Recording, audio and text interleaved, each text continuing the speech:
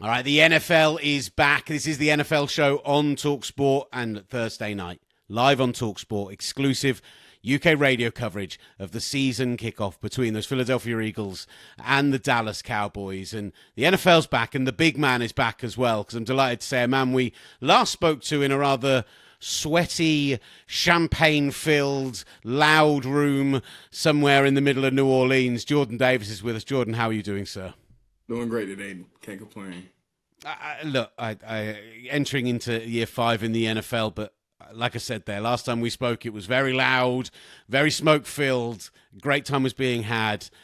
How has that 7 months been for you since you've been able to call yourself a Super Bowl champion? It's been good. Really just I feel like after the Super Bowl, once we got back for OTAs, just everything kind of turned over into the new leaf. So, we had that time to celebrate, but now the next mission is on hand, which is to sustain success. Yeah, and that's it. I guess, like, how long you're able to enjoy that is as long as you're not back in there. Once you're back in there, you're good to go. But actually, for yourself, we saw a lot of coverage of this. You came back into camp, a good weight down from last year, and having seen you trim down kind of the previous season. What inspired the change, man? What made you want to come back and kind of fit into that kind of shape? Well, the process really started halfway in the season last year. Obviously it's just getting in with the schedule and everything. You don't really have time to hone in on that other than football. But the off season, it was just more so just getting my mind right, my body right, my soul right, and then everything else took care of itself. I just want to make sure I was at the prime for myself and for the team. So whatever went into that, it was just cutting out the little things. It was a small amount of details like drinking more water or cutting out the sweets and stuff like that. So little details, but it all added up to big changes. So I'm grateful for it. How do you strike the balance, though? Because, you're known for your strength, the power, the ability to stuff the run. Like, I get wanting to be quicker. I get wanting to be more athletic and be able to chase down ball carriers. But how do you kind of fit between being a great nose tackle and actually being able to add all that other stuff to your game? I would say more so with the weight loss, it's more being technical now. You can't really just be big for the sake of being big. I'm a little bit lighter, so it's going to take a little bit more details in my technique to stay there, continue being an anchor. And, everything else takes care of itself. Learning the pass rush. We all cross train on the D-line, so each one of us can play on any side. So that pretty much, that's just the X's and O's of everything. But just being comfortable with my body, that's what the OTAs, that's what camp is for. It's just getting comfortable with my new body and feeling it out and understanding that the more that I lose or the lighter that I am, the more technical I have to be, because I can't just beat people off that's comparable to me. I can't just beat people with being strong and being big or oversized, I would say. How have you found fitting across the different parts of the line then? We're used to seeing you on, last year was a lot of, nose on 5-man fronts, a lot of rundown stuff, but how have you found yourself kind of fitting across those different positions? How have you enjoyed rotating? I mean, I'm still the nose. Like, I'm still going to be the anchor in defense. I'm still going to be the nose guard and the 5 down front. But, it's just a lighter frame. And that's not saying that it's drastically night and day difference in terms of my strength. Like, I'm still strong. I'm still athletic. And I'll say I'm even more athletic now with the weight loss. So there's really no negatives going into it. It's just being more technical and then playing faster. And, everything else, like the scheme that we learned. We got 2 years now under Vic Fangio. So going into the second season with Vic, everything kind of, we're a little further along than we were last year trying to get the schematics and everything down. But in terms of just being a nose guard and just being a DT and just playing whatever they ask of me, I mean, that's what I'm here for. So we're ready for that. Love that. And it is a 5th year. It is a contract year for you. They picked up the option. Heard you talk about 4th year, 5th year option picked up. That's what I mean, though. Yeah, 4th year going in. It's late here in the UK. I'm going to blame it on that. Going into the 4th year, had your 5th year option picked up, kind of, that extra year is there on the contract, but do you feel like you're in a bit of a prove-it year? Do you feel like you're at a point where you do something big this year and you won't have to play on that 5th year? You'll be able to push on and get a big deal?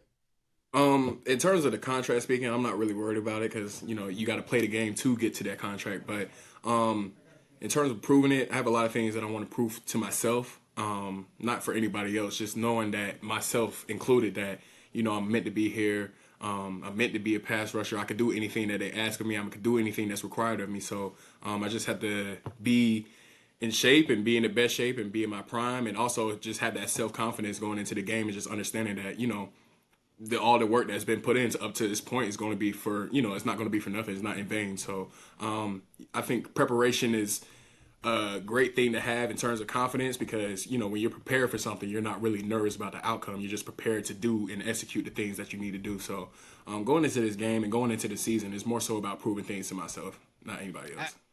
And look, at this point, it might be year 4, but on that young defensive front, you're basically a veteran at this point. Like the guys you've been playing with, Morrow and Jalen and Nolan Smith, I know you know from college, but it is a room full of young talent. So tell us a bit about what the energy is like in there.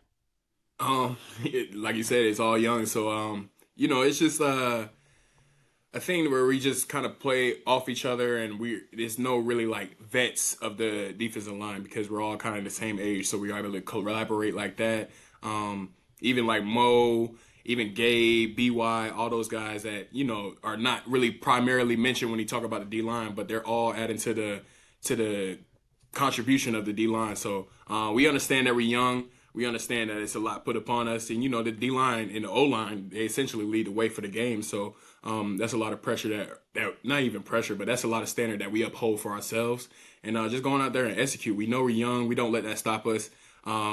I feel like we all had some meaningful snaps from Mo to me to JC. So everybody's prepared. Everybody's ready. So it's really nothing like, there's no really like big vet of the room. It's just everybody's kind of, Look, I called the Super Bowl. I was lucky enough to do play-by-play. I called all of your names a bunch of times. You were all in the backfield a lot in that game. So don't get me wrong. I know that the talent's there, but I just find the makeup fascinating. And like, it might be a young room, but the one kind of rookie you guys are going to be relying on potentially from day one, certainly at least in the rotation behind you guys, is Jahad Campbell.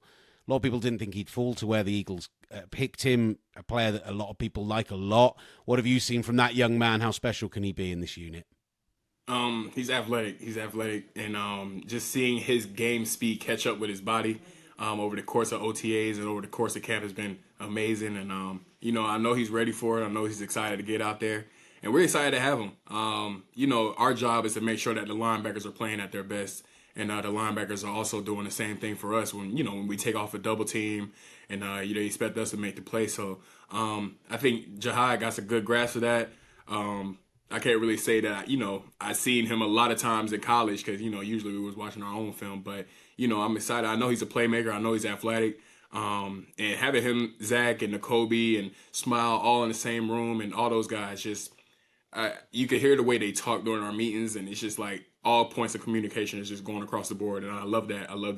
And, it makes it easier for us because we know who we got behind us. And, it's our job to make sure they play free and play clean.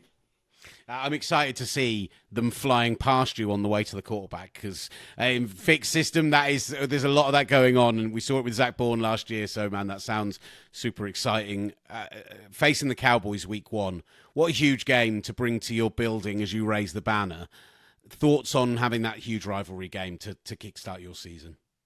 I know everybody's like, it's the Eagles and Cowboys, but honestly, it's just the first game for us. It's a long season, and you can't really get pumped up and hyped into the theatrics of it all going into the first game, the banner dropping and all that, because at the end of the day, you still have to go out there and play a football game. You still have to go out there and execute. But, we see these guys twice a year, so we're excited.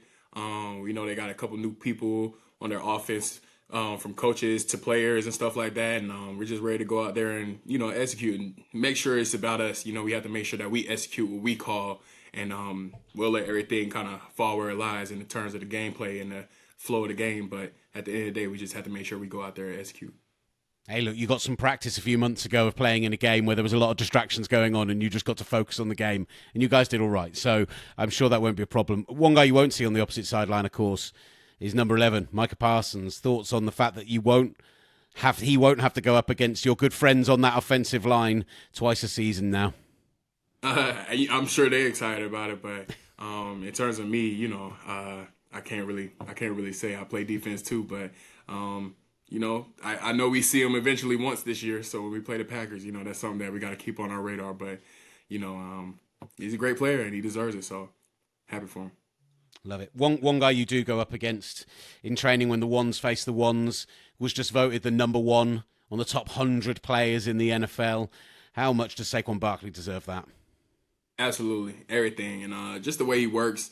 It speaks for itself. You can see it on Sunday. It's just the training, all the work that goes into his week, all the preparation that even goes into a practice. He's there during prehab for practice, and you think that he's warming up for a game. So everything that he does is done like a pro, and not even just football aside, but just the type of person he is. Like, he's fun to be around. He's cool to talk to. He has a lot of knowledge because he's been around, for it doesn't seem like a long time, but he's been around for a little bit.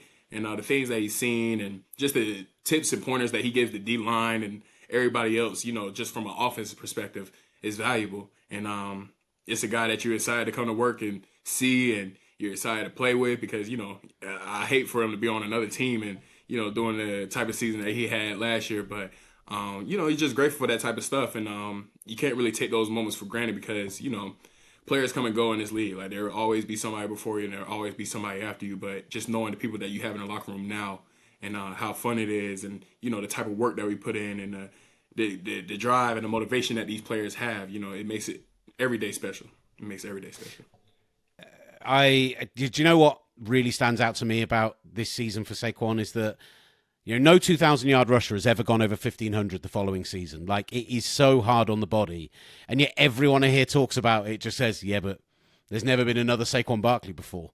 Like, that's wild that people think he can do it again the year afterwards when he's gone through so much, because he's just that athletic, because he's just that impressive. And I guess you guys get to see it every day. Definitely. And, that's credit to the offensive line, too, because it's a lot of things that a lot of people don't realize. Like, they're getting people out of there, and they're moving people. And, it's just when you look at it from the offensive line perspective, and how they get those blocks, and how they carry up to the linebackers, and how they eventually, even when they break out, they're going towards the end zone, blinded speed. Like, that's a lot of work that's being put into that. And what seems like a simple halfback dive for most people is, just a bunch of, it's crazy. It's crazy to look at. And, I'm just glad I'm not on the opposite end of it. Last one from me. Listen, Jordan Mailata is a friend of the show. He does a lot of the media with the international stuff and being Australian, and we've spoken to him quite a few times, but it does raise the question of, why do the big men on your team all seem to have the voice of an angel? Like, listening to you sing is absolutely sensational. So where has that come from? Are you guys banging out ballads in the locker room when we're not there? Like, I love to see it. We do sing often. I would say D-line. Not so much, but the offensive line, they sing especially. And it's just good to hear. And, he's gifted. He's talented. I think he could really have a gig in music if he didn't play football. And, me, I grew up, singing chorus and stuff like that. But once I hit puberty, I kind of fell away from it. But I still enjoy doing it. And, maybe that's a requirement that they have here. You got to have at least like an offensive defensive lineman that can sing. So, that's our... It didn't sound like it fell off to me, sir. Didn't sound like it fell off to me at all. Jordan, we really appreciate your time. We're really excited to see what you're going to do in year 4 and this new outlook that you're bringing in. You're a Super Bowl champion, but you're approaching it the right way by the sounds of it. And Thursday night, love to see what you're going to do against the Cowboys. Appreciate your time, man. Hope to see you soon.